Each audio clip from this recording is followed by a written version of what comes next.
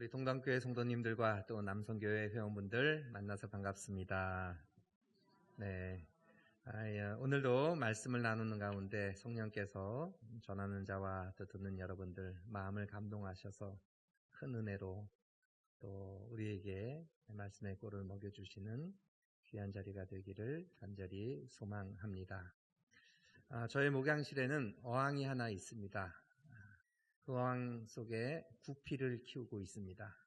여러분 자녀분들 키워보시면 구피 한 번쯤은 다 키워보셨으리라 생각합니다. 제가 거성교회 부임한 지 이제 한 3년 지나고 4년째 이어지고 있는데, 부임할 때 장로님 한 분이 집에서 키우던 구피를 이제 이렇게 항아리 같은 얇은 어항에다가 담아서 12마리를 주셨습니다. 목사님, 예수님의 제자처럼 12명 잘 키워보십시오 해가지고 주셨는데 너무 잘 크는 거예요. 1년 만에 배가 했습니다. 성도님들이 배가 되면 좋겠는데 제 어항에 있던 구피가 배가 돼서 뭐 한 30마리가 됐어요. 안 되겠다 싶어가지고 작년 1월 달에 목양실에 어항을 제법 큰 거를 샀습니다. 사가지고 그 구피를 넣어주니까 넓어지니까 너무 물고기들이 좋아하는 것이었습니다. 작년 겨울에 그래도 처음으로, 여름에 원래 휴가가 2주간이었는데 목사님 겨울하고 여름으로 쪼개 쓰시죠 해가지고 작년 겨울부터 한 주간 독서주간으로 1월 달에 보내게 되었습니다. 제가 예전에도 한 보름 정도를 구피를 그냥 어항에 놔둬봤는데, 휴가라든지 출타했을 때 그래도 한 보름 정도는 먹이를 주지 않아도 구피들이 잘 버티고 사는 것을 보았습니다. 물론 이제 한 보름 정도 갔다 이렇게 올 때 보면 거의 가수면 상태로 구피들이 움직이지 않고 가만히, 배고프니까 아마 그랬던 것 같아요. 가만히 있다가 불 켜고 다시 먹이를 주니까 꿈틀거리면서 살아나는 것을 보았습니다. 그때 생각하고 뭐 한 5일 정도 비우는 거니까 괜찮겠지 하고 제가 새로운 어항에다가 구피를 넣어주고 한 2주 정도 지나고 나서 한 5일 정도 비우고 목양실에 딱 들어왔습니다. 그 구피가 어떻게 되었을까요? 죽었다, 살았다, 멀쩡하다. 제가 깜짝 놀랐습니다. 반 이상이 죽었어요. 보통 15일, 한 3주까지도 먹이 안 줘도 사는 구피인데 왜 이렇게 죽었을까 하고 딱 봤는데 이유가 2가지였습니다. 첫 번째, 새로운 어항이었기 때문에 미생물이 없었어요.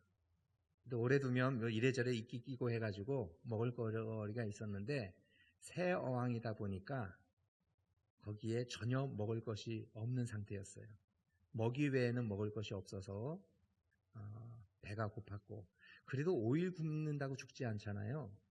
2번째, 결정적인 이유가 있었습니다. 온도였습니다. 온도. 제가 보름 동안 비운 것은 여름이었는데 겨울철, 그리고 제가 들어가서 목양실에 온도를 보니까 12도예요. 좀 이렇게 난방을 좀 하면 이제 한 20도 넘어가면 괜찮을 텐데 12도였습니다. 그 12도 속에 어항에 물이 더 추웠겠죠. 결국은 추위에 얼어서 죽은 거예요. 보통 실내 온도가 22도가 유지되면 괜찮은데 12도가 떨어지고 거기에 물이니까 더 추운 상태로 그 조그마한 구피들이 그 추위를 못 견디고 죽었습니다. 보통 관상어가 살기 위한 온도는 22도에서 28도, 그래서 한 26도 정도가 유지가 되면 좋은데 어항 온도가 10도 이하로 내려가니까 결국은 물고기들이 질병에 걸릴 위험 속에서 오히려 죽고 말았습니다. 제가 그날 당장 파악하고서 홈플러스 가서 아쿠아리움 히터를 사왔습니다. 그래서 달아 넣습니다. 물고기들도 추우면 죽습니다. 온도가 중요합니다. 따뜻해야 됩니다. 비단 여러분 물고기들만이 아닙니다. 사람도 마찬가지죠. 추우면 또 마음까지 추워지면 온전히 건강한 삶을 유지할 수 없습니다. 교회도 마찬가지입니다. 온기가 따뜻한 온기가 늘 느껴지는 교회이어야 합니다. 차가우면 새로운 사람들 또 아무리 신앙생활 열심히 하는 사람들도 그 추위 속에 그 차가움 속에서는 건강하게 힘차게 신앙생활을 할 수 없습니다. 우리 동강교회는 늘 따뜻함이 유지가 되고 또 성도들 간에 그 따뜻한 온기가 늘 나누어지는 귀한 교회가 될 줄 믿습니다. 특별히 남성교회 분들 가정도 중요하잖아요. 그렇죠? 요즘은 가정이 정말 중요한데 일터, 교회 또 가정도 그 따뜻함을 유지할 수 있는 넉넉한 온기가 우리 남성교회 분들 모든 분들 속에 임하기를 간절히 축원합니다. 따뜻한 한 사람을 소개합니다. 룻기에 등장하는 보아스입니다. 베들레헴 엘리멜렉과 그의 아내 나오미 부부의 이야기로 룻기는 우리가 잘 아는 대로 시작을 합니다. 자신의 터전에 흉년이 들자 두 아들을 데리고 요단강을 건너 모압 땅으로 들어가서 정착해서 생활합니다. 두 아들이 장성하였기 때문에 모압 여인 둘을 또 며느리도 맞아서 그렇게 새 가정이 단란하게 생활을 하나 싶었지만 곧 이어 남편도 죽고 아들도 죽고 결국 나오미와 두 모압 며느리만 남습니다. 홀로 남은 나오미는 모압 땅에서 더 이상 사는 재미가 없었습니다. 그런데 마침 하나님께서 베들레헴 그 고향 땅을 위로하셨고 그곳에 넉넉하게 은혜가 풍년이 들어서 정말 넉넉한 생활이 회복되었다는 소식을 듣습니다.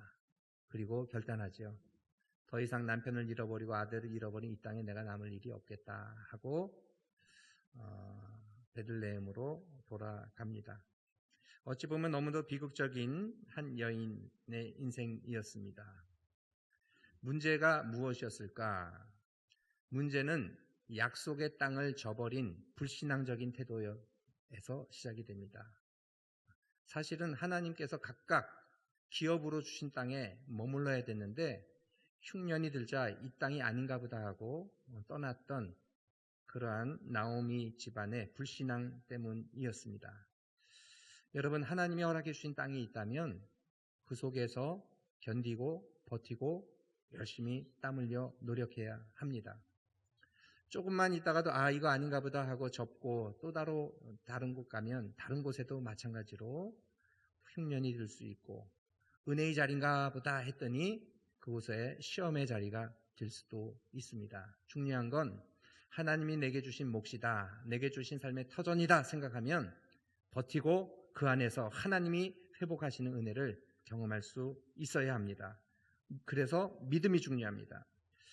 나오미 가정이 베들레헴을 떠날 때는 보면 그들의 풍족함 가운데 나갔다는 성경 구절이 있어요. 풍족함 가운데 나갔다는 건 뭐예요? 정말 굶어 죽을 상황이 돼서 나갔다는 게 아니에요. 상황이 어려우니까 이 정도 가지고는 안 되겠다. 아마 더 욕심이 있었던 것 같습니다. 욕심이 있어서 모압 땅까지 갔지만 그 속에서 사랑하는 남편도 잃어버리고 아들도 잃어버리는 큰 어려움에 처하고 맙니다. 결국은 나오미가 돌아오면서 고향 사람들에게 1장 20절에 이렇게 이야기합니다. 나를 나오미라고 하지 말고 마라라고 말하십시오. 마라는 쓰다, 아픔이라는 뜻입니다. 이는 전능자가 나를 심히 괴롭게 하신 것이다 하면서 자신의 불신앙적인 모습을 하나님 앞에서 돌이킵니다. 그런데 이 돌이킴 순간부터 하나님의 은혜가 임합니다. 룻기 2장으로 넘어가면 오늘 1절에 나오미의 남편 엘리멜렉의 친족에 유력한 자가 있으니 그의 이름은 보아스더라. 보아스라는 한 남자가 등장하면서 나오미와 며느리 룻 가운데 하나님의 은혜가 임하기 시작합니다. 2절에 보면 룻이 이삭 죽기를 해서라도 음식을 구해 오겠다고 이야기합니다. 어머니에게 이야기하는데 2절 말씀에 보면 모압 여인 룻이 나오미에게 이르되 원하건대 내가 밭으로 가서 누구에게 은혜를 입으면, 2장부터는 은혜라는 단어가 등장합니다. 은혜를 입으면 그를 따라서 이삭을 줍겠나이다. 구약 성경에 따르면 이스라엘 백성들은 늘 보면 추수할 때 모퉁이는 남겨두어야 됐어요. 가난한 이웃들을 위해서 남겨두어야 했습니다. 그러면 그 가난한 사람들은 이삭 줍기를 통해서 먹을 것을 얻습니다. 그러기 위해서는 땅 주인한테 허락을 받아야 되겠죠. 내가 이삭 줍기 이 지역에서 해도 되겠습니까? 허락을 받아야 되는데 그 허락이 바로 은혜라는 표현으로 룻이 이야기를 합니다. 보아스가 허락을 하죠. 이 허락하는 것은 무엇인가? 은혜를 베푸는 것입니다. 룻이 보아스에게 절하며 감사함을 표합니다. 허락해 주셔서 감사합니다. 제가 이삭 줍게 하겠습니다. 하고 이야기할 때도 10절에 보면 또 은혜라는 표현이 등장합니다. 룻이 엎드려 얼굴을 땅에 대고 절하며 그에게 이르되 나는 이방 여인이거늘 당신이 어찌하여 내게 은혜를 베푸시며 나를 돌보시나이까. 은혜를 베풀어 주시니 감사합니다 하고 인사를 건넵니다. 집에 돌아와서 보아스에 대해서 이야기를 또 합니다. 보아스라는 사람이 허락해 주었기 때문에 은혜를 입고 내가 이렇게 어머님 또 이삭 줍기를 해서 곡식을 가져왔습니다 하고 이야기를 합니다. 이 이야기를 하니까 13절에 룻이 이르되 내 주여 내가 당신께 은혜 있기를 원하나이다 하면서 은혜를 입은 것을 표현을 합니다. 룻은 자신의 인생을 은혜로 이제는 세워갑니다. 모든 것이 하나님의 은혜 속에 또 사람들을 통해서 받는 은혜 속에 자신의 인생이 세워짐을 알고 또 은혜를 사모하고 언제나 그의 대화 속에는 은혜라는 단어가 함께 언급이 됩니다. 그리고 그 은혜는 특별히 보아스라고 하는 한 남자를 통해서 나오미와 롯에게 주어졌습니다. 은혜에는 여러분 4단계가 있습니다. 우리가 은혜를 사모하는데 은혜는 첫 번째 받아야 됩니다. 무조건 은혜는 받아야 돼요. 그리고 두 번째 은혜를 받았다면 받은 은혜를 알아야 됩니다. 받은 은혜를 알아야 돼요. 자녀들이 성숙하면 부모님의 은혜를 알지요. 알던 모르던 부모님은 은혜를 줍니다. 그래서 은혜는 받아야 돼요. 두 번째, 성숙한 사람들은 받은 은혜를 압니다. 그리고 세 번째 단계로 이어지는데요. 그 은혜를 어떻게 해야 될까요? 주로 갚아야 됩니다 하고 말씀을 하시는데 갚아야 되는 건 네 번째 단계예요. 중요한 것이 있어요. 은혜를 받고 은혜를 알고 세 번째, 그 은혜를 누려야 돼요. 인조이 해야 됩니다. 우리 한국 분들은 이 즐기는 걸 잘 못하는 것 같아요. 은혜를 받았으니까 내가 은혜를 갚아야지. 부모님께서 은혜를 주셨으니까 그 은혜 효도 한번 갚아야지. 바로 네 번째 단계로 나아가는데 사실 그건 부모님의 마음이 아니잖아요. 잘 교육받았고 잘 키웠으면 자녀들 어떤 모습 보고 싶으세요? 행복하게 사는 모습. 부모님의 사랑을 머금고 내가 이렇게 커서 가정을 이루고 잘 살아가고 있습니다 하고 행복해하는 모습을 보는 게 부모님의 마음이듯이 은혜를 우리 가운데 허락해 주신 하나님, 그 하나님은 우리가 은혜를 잘 알고 그리고 그 은혜를 기쁨 속에 감사함 속에 누리기를 원하십니다. 세 번째, 은혜는 누려야 돼요. 그리고 네 번째, 그 은혜를 갚아야 됩니다. 하나님 앞에 충성됨으로 갚고 또 받은 은혜를 이웃과 나눔으로 갚아 나가야 합니다. 결론부터 말하자면 보아스가 룻을 아내로 맞아들이고 기업을 대신 물어 주었습니다. 보아스는 그에게 힘이 있다라는 뜻이에요. 보아츠 하면 그에게 힘이 있다. 힘 있는 남자였고 능력 있는 남자였어요. 기업을 물어줄 수 있는 넉넉함이 그에게는 있었습니다. 그런데 무엇보다 그는 경제적으로 넉넉한 사람일 뿐만 아니라 신앙도 좋았고 인격적으로도 훌륭했습니다. 그것을 오늘 4절에 보면 우리가 확인할 수 있는데요. 4절에 보면 자, 마침 보아스가 베들레헴에서부터 와서 베는 자들에게 이르되 여호와께서 너희와 함께 하시기를 원하노라 하고 인사를 건넵니다. 이 상황은 뭔가 하면 자신의 땅에 품꾼들이 와서 곡식을 베고 추수하는 과정입니다. 보아스가 와서 그 모습을 바라봅니다. 일 잘하나 보는 것이 아니라 와서 얼마나 수고가 많나 하고 격려하기 위해서 왔습니다. 여러분, 이스라엘 사람들은 흔히 인사를 건넬 때 뭐라고 인사를 건네죠? 간단하죠. 샬롬, 하나님의 평강이 함께하기를 원합니다. 우리나라 말로는 안녕이라는 뜻으로 인사를 건네는데 보아스는 인사말이 좀 달랐어요. 건네는 말이 뭐예요? 여호와께서 여러분과 함께하시기를 원합니다 하고 인사를 건넵니다. 하나님이 너희와 함께하신다라는 말은 언제 쓰여지는가 하면 큰 일을 앞두고 있을 때, 긴장하고 어떤 일을 이루어가고자 할 때 하나님이 당신과 함께 하시기를 원합니다. 하나님이 임마누엘로 함께 하셔서 여러분들이 잘 그것을 감당하기를 원합니다 할 때 쓰는 인사말입니다. 가장 대표적으로 사사기 6장 12절에 보면 기드온이 나옵니다. 처음에 기드온이 미디안 사람들이 억압하는 과정 속에서 두려워서 숨어서 타작을 합니다. 포도주 틀이 한 1m 정도 담벼락이 있으면 거기에 이제 포도주를 발로 밟으면서 짜는 건데 거기서 이삭을 털고 있는 그러한 아주 미디안 사람들 너무 두려워하는 그러한 상태 속에서 미디안이 처음 소명을 받는데 그러한 미디안을 향해서 하나님의 사람이 와서 미디안을 향해서 인사를 건네는데 6장 12절입니다. 우리 같이 읽겠습니다. 큰 용사여 여호와께서 너와 함께 하시도다. 네.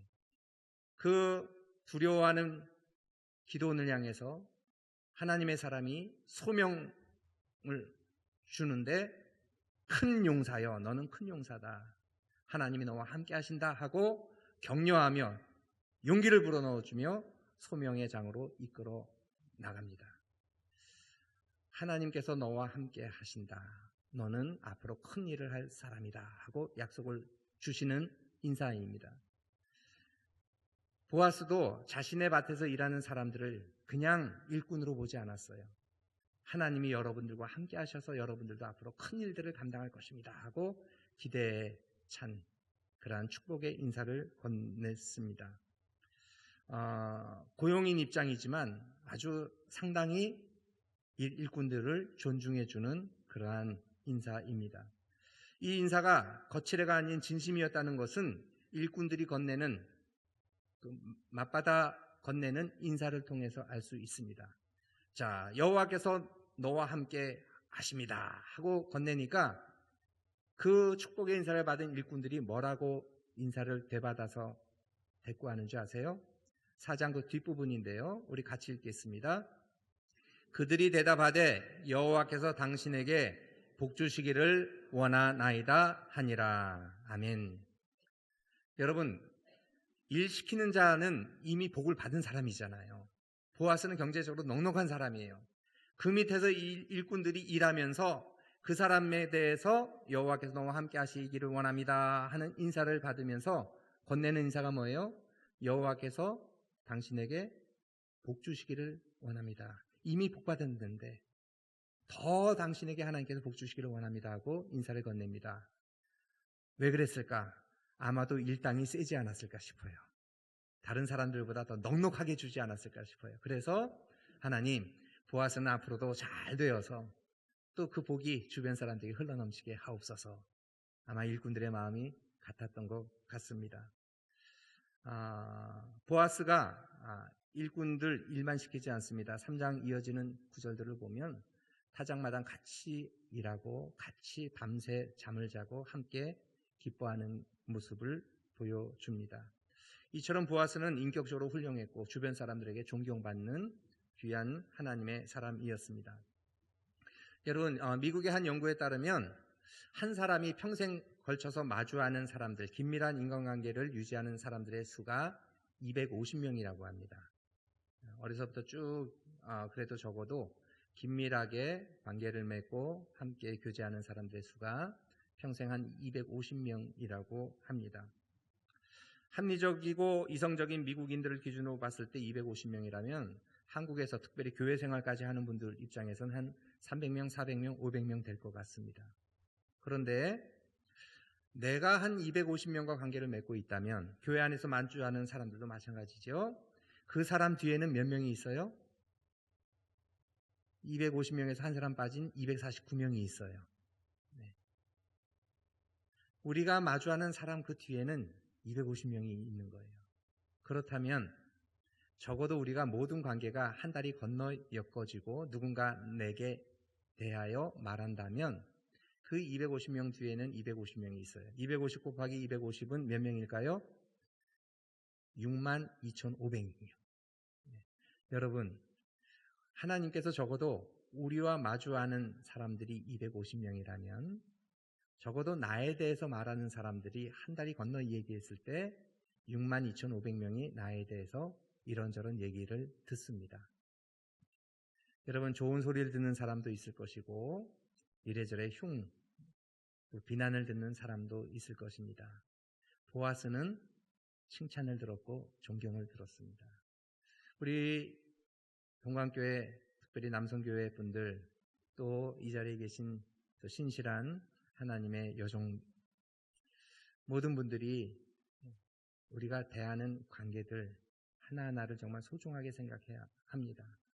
그 뒤에 나에 대해서 250명이 이야기를 듣습니다.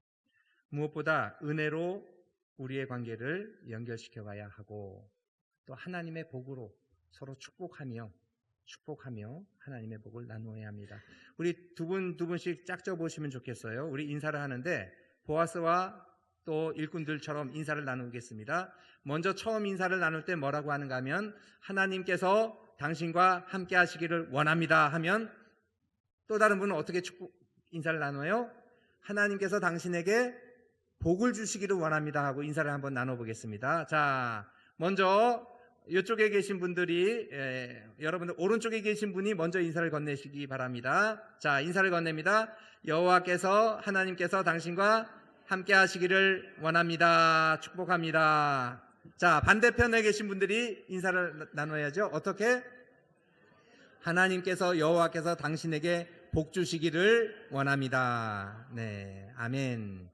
은혜가 나누어지고 복이 주어지고 하나님이 함께 하시는 축복이 주어집니다. 이번엔 반대로 바꿔서 하겠습니다.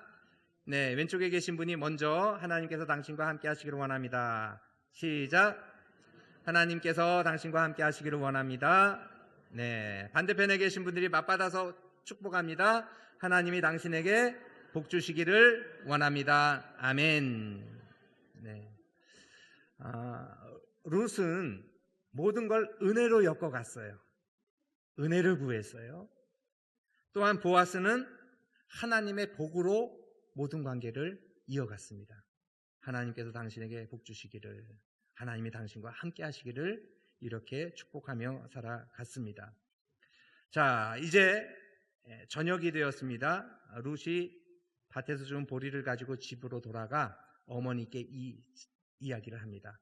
보아스라고 하는 사람의 밭에서 제가 이런저런 것들을 또한 곡식을 이삭죽기를 했고 또 은혜를 베풀어 주셔서 내일도 오라고 했고 또 똑같이 함께하는 사람들과 함께 마실 물도 주었고 정말 넉넉하게 저를 잘 대해 주었습니다. 그 이야기를 들은 나오미가 보아스가 누군지 이미 알고 있었겠죠. 그리고는 작전을 세웁니다. 먼저 자초지정을 잘 전해 들은 나오미가 룻기 2장 20절에 이렇게 이야기합니다. 며느리에게 대답합니다. 그가 여호와께로부터 복받기를 원하노라. 똑같이 보아스를 향해서 하는 사람들의 말이 똑같아요. 여호와께서 보아스에게 복을 주시기를 원하노라. 그가 살아있는 자와 죽은 자에게 은혜 베풀기를 그치지 아니하는구나 하면서 보아스에 대한 얘기를 들었을 때 축복을 하는 거예요. 그가 없는 자리에서 보아스를 축복하는 거예요. 하나님이 그에게 복 주시기를 원하노라 하고 이야기를 합니다. 여러분, 정말 여러분들에 대해서 누군가가 내가 없을 때 이야기한다면 정말 보아스처럼 사람들이 복을 빌어주고, 그 사람 너무 좋은 사람이야, 그 사람은 잘 될 거야, 하나님이 그 사람은 정말 많은 것으로 복 주셔야 돼 라고 이야기 들을 수 있는 복의 근원된 보아스 같은 인생 되시기를 간절히 축원합니다.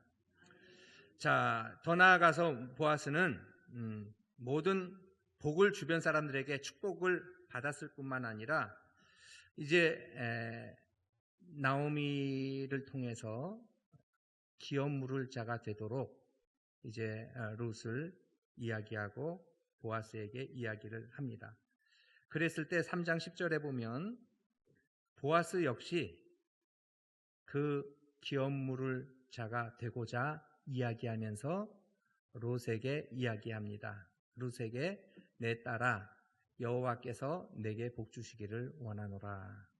복을 받은 보아스 역시 룻에게 여호와께서 내게 복 주시기를 원하노라 하고 복을 빌어 줍니다. 여러분, 받으면 나누는 거죠. 하나님의 임재를 경험한 사람은 하나님의 임재를 나누고, 하나님께서 주시는 복을 누린 사람은 그 복을 함께 누리게 됩니다. 어찌 보면 보아스는 또 다른 아브라함처럼 복의 근원이 되어서 그가 가는 곳마다 많은 사람들에게 복이 되었던 사람입니다. 여러분, 하나님의 은혜를 사모하시고 또 하나님의 복이 우리의 만남과 우리의 자리와 우리의 관계 속에 나누어지는 귀한 은혜가 임하기를 간절히 축원합니다.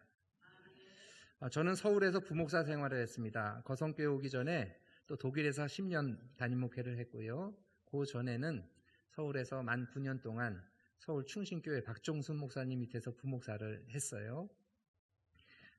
특별히 박종순 목사님 밑에서 목회를 배웠는데 잊지 못하는 사건 하나가 있습니다. 어느 장로님 한 분이 은퇴를 앞두고 있었습니다. 충신교회가 크게 부흥하기 전부터 젊어서부터 그 교회를 다니신 분이에요. 그러다 보니까 그분은 장로님이 일찍 되셨어요. 요즘은 여러분 장로님 되려면 40대 장로님 되기 어렵잖아요. 적어도 50대 중반 정도 돼야지 장로님이 될까 말까 하는데, 그분은 아주 교회가 작았을 때 젊어서 그 교회를 다녔기 때문에 장로가 일찍 되었습니다. 그래서 그분은 20년 넘어 은퇴가 되기 때문에 원로 장로님이 될 수 있는 자격이 있습니다. 반면에 대부분 장로님들은 20년 채우기 쉽지 않습니다. 20년 채우려면 50 전에 40대의 장로님이 돼야 되는데, 그런데 문제가 있었습니다. 원로 장로가 되려면 당회가 결정을 해야 됩니다. 20년 지나고 자격이 되면 당회에서 이분은 원로 장로님으로 추대합시다 하고 결정을 해야 되는데, 과반수를 얻어야 되는데 이 장로님은 과반수를 얻지 못했습니다. 당회. 그분이 좀 성격이 좀 안 좋았어요. 네. 덕이 좀 없었습니다. 웬만하면 그냥 20년 하면 다들 원로 장로님 추대하잖아요. 근데 그분은 성격도 좀 고약했고 또 이렇게 좀 덕이 없었어요. 그래서 후배 장로님들이 싫어했어요. 주일 예배 마치고 저녁 예배 마치고 요 앞쪽에 장로님들 또 우리 당회 모여서, 저도 부목사니까 이제 같이 있었는데 투표를 했는데 거부가 됐어요. 과반수를 얻지 못한 거예요. 네. 그래서 원로 장로가 되지 못하는 걸로 결정이 됐습니다. 그런데 일주일 뒤에 박정선 목사님이 임시당회를 또 소집했어요. 주일 예배, 저녁 예배 끝나고 장로님들, 당회원들 다시 좀 모여주십시오. 또 모였어요. 그런데 이런 말씀을 하십니다. 장로님들, 제가 일주일 동안 기도가 되지 않았습니다. 기도가 막혔습니다. 적어도 20년 넘게 30년 가까이 장로 직분을 감당하신 분임을 뻔히 아는데 그분이 원로 장로가 되지 못한다면 얼마나 교회에 덕이 되지 못하고 또 말들이 있겠습니까? 그분이 어떤 분이든지 간에 이런저런 생각할 수 있겠지만 그래도 원로 장로로 세워드립시다 하고 이야기를 하셨어요. 장로님들도 고개를 푹 숙였어요. 그리고 우리 눈 감고 것으로 결정합시다. 그리고 다시 투표를 했습니다. 목사님이 그렇게까지 말씀하시는데 누가 반대를 하겠어요? 다 그냥 허락을 했습니다. 그분이 그래서 원로 장로가 됐습니다. 그리고 한 10여 년 있다가 세상을 떠나셨습니다. 여러분, 교회 안에서 보면 부족한 사람들이 있지요. 직분이 있어도 조금 우리가 생각하는 어떤 기준에 못 미치는 사람들이 있습니다. 그런데 그럼에도 서로 잘 덮어주는 것, 그래도 각자 자리 속에서 충성하는데 그 사람이 80점 못 미치는 것 같아도 여러분 예수 믿고 우리 교회 나와서 그 정도 되는 거 아니겠습니까? 60점도 안 되는 인생이 70점 되고 80점 되고 90점 되어 가는 겁니다. 룻은 보아스가 기업 물을 자가 되기를 바라면서 또 그 기업을 물어줍니다. 잠언 10장 12절 말씀인데요. 우리 같이 읽었으면 합니다. 미움은 다툼을 일으켜도 사랑은 모든 허물을 가리느니라. 아멘. 보리 타작마당에 잠들어 있는 보아스에게 나오미의 시어머니 나오미의 안내에 따라서 룻이 조용히 그 뒷발꿈치에 눕습니다.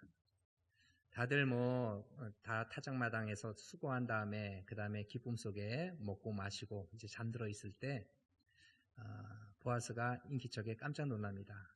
자기 발밑에 한 여인이 누워 있는 것이었습니다. 그때 룻 3장 9절에 보면 보아스가 깜짝 놀라 묻지요. 내가 누구냐?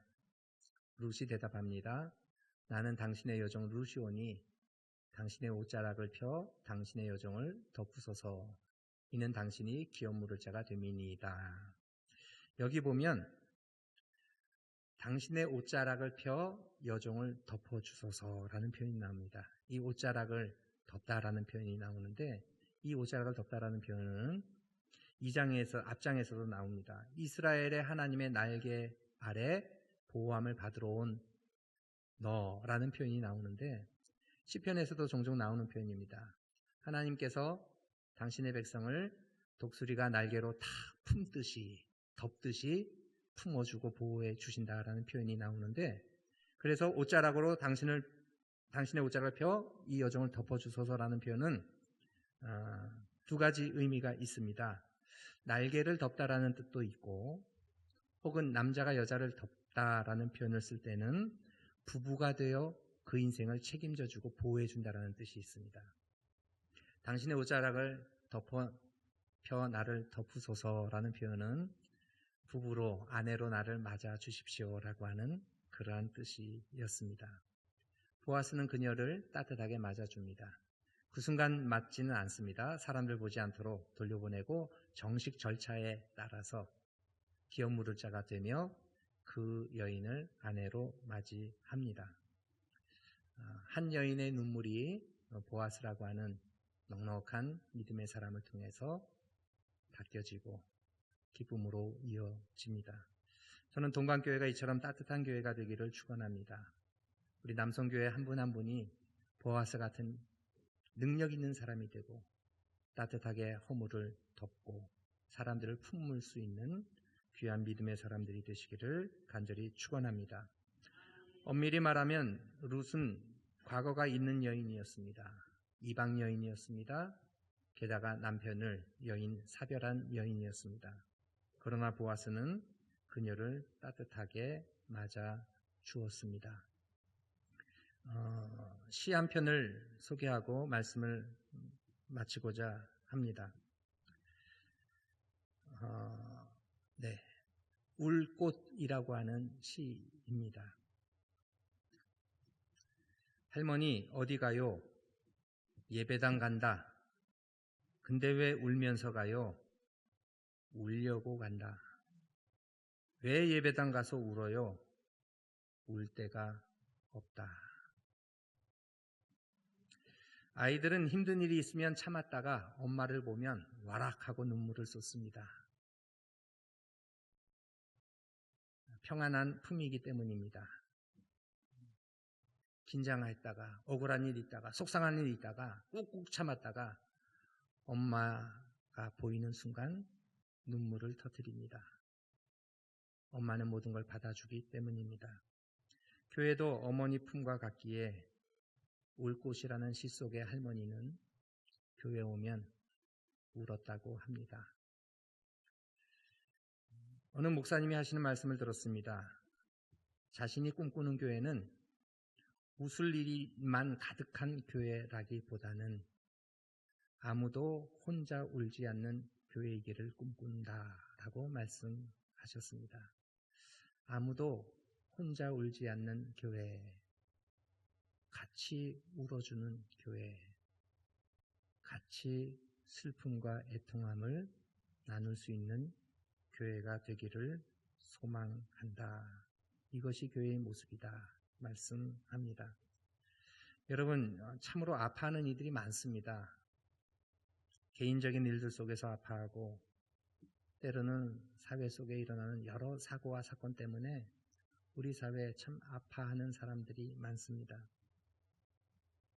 세월호 사건이나 무한공항 비행기 사고를 통해서 갑자기 사랑하는 식구들을 잃어버려야 하는 참 애통하며 슬퍼하는 사람들도 많이 있습니다. 세계 곳곳에서 전쟁과 폭력으로 희생되는 이들이 있습니다. 말도 안 되는 일들이 오늘날 우리 사회 속에, 이 세상 속에 일어나고 있습니다. 얼마나 아픈 마음을 가지고 살아갈까. 그들에게 마음껏 울 수 있는 자리가 없습니다. 우리 교회들이, 우리 동관교회가 울 곳이 되어줘서 나의 아픔, 나의 괴로움, 나의 탄식을 쏟아낼 수 있는 따뜻한 공동체가 되기를 간절히 소망합니다. 나오미와 룻의 눈물을 보아스라고 하는 넉넉한 한 남자를 통해서 하나님께서는 닦아주셨고 그들을 품어주셨듯이 우리 오늘 헌신 예배를 드리는 우리 동관교회, 남성교회 회원분들 한 분 한 분을 통해서 식구들이나 온 주변이나 교회 안에서 아파하고 울고 싶은 사람들 잘 품고 안아줄 수 있는 그러한 넉넉한 믿음의 사람들 되시기를 간절히 축원합니다. 기도하겠습니다. 하나님 아버지 감사합니다. 오늘 헌신 예배를 드리며 룻기의 말씀을 함께 살펴보았습니다. 나오미와 룻, 참 여러 가지로 인생 속에 고달픈 사건과 또한 인생의 순간들을 맞이하였을 때 하나님께서 보아스라고 하는 한 인물을 통하여 그들을 품어주었고 그들에게 하나님의 복이 흘러넘치게 하였습니다. 하나님, 울 곳이 없는 이 시대 속에서 우리 동관교회가 울 곳이 되게 하옵소서. 아무도 혼자 울지 않는 교회 되게 하셔서 서로 믿음의 식구가 되고 서로의 아픔과 서로의 외로움, 서로의 염려들을 함께 나누는 따뜻한 교회가 되게 하여 주옵소서. 먼저 우리의 가정들도 그러한 가정이 되기를 원합니다. 부부간에, 부모와 자녀간에, 형제 자매간에 서로의 아픔을 보듬어 안는 따뜻한 가정이 되게 하시고 그 가정이 확대가 되어 미움과 증오만이 가득한 이 사회 속에 주님의 사랑을 나눌 수 있도록 인도하여 주옵소서. 예수님의 이름으로 간절히 기도하옵나이다. 아멘.